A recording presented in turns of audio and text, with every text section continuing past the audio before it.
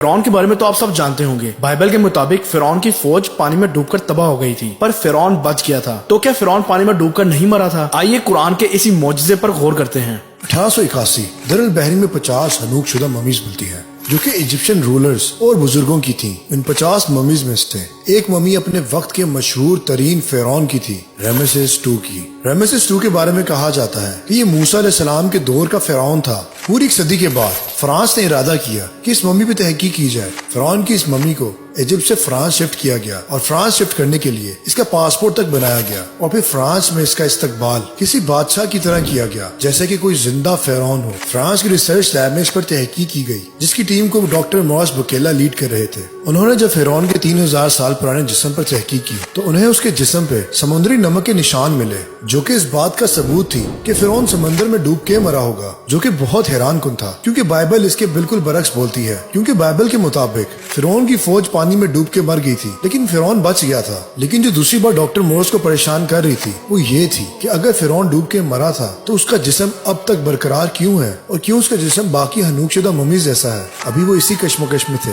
کہ انہیں کسی نے آ کے بتایا کہ قرآن میں بھی یہی بتایا گیا ہے کہ فرعون پانی میں ڈوب کے مرا تھا اور یہ بھی بتایا گیا کہ قیامت تک کے لیے اس کا جسم برقرار رہے گا. اور جب ڈاکٹر مورس کو اس بارے میں پتہ چلا تو وہ حیران رہ گئے کہ قرآن تو فرعون کے مرنے کے 2000 سال بعد نازل ہوا تھا. پھر ڈاکٹر مورس نے سعودی عرب جانے کا فیصلہ کیا جہاں پہ اس وقت میڈیکل کانفرنس ہو رہی تھی. اور پھر اس کانفرنس میں ڈاکٹر مورس نے اپنی تحقیق کا ذکر کیا اور انہوں نے بتایا کہ فرعون کا جسم ڈوبنے کے بعد بھی اب تک صحیح سلامت ہے. اور پھر ان میں سے ایک شخص اٹھا اور اسے ڈاکٹر مورس کو قرآن کی آیت سنائی.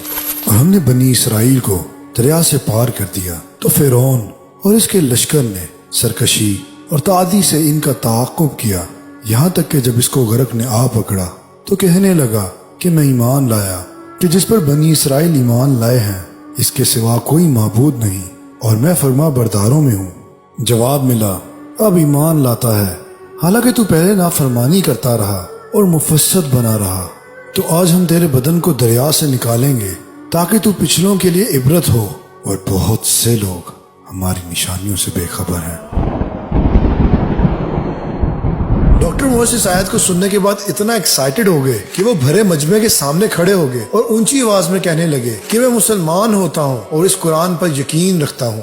اللہ اکبر. بے شک اللہ تعالیٰ قرآن میں فرماتا ہے ہم عنقریب اعتراف میں بھی اور خود ان کی ذات میں بھی نشانیاں دکھائیں گے یہاں تک کہ ان پہ حق واضح ہو جائے گا اور یہ چلا اٹھیں گے کہ قرآن حق ہے. کیا تم کو یہ کافی نہیں کہ تمہارا پروردگار ہر چیز سے واقف ہے؟ اللہ اکبر. اسی لیے ہم کہتے ہیں غور کریں، کیونکہ غور کرنے والوں کے لیے نشانیاں ہیں.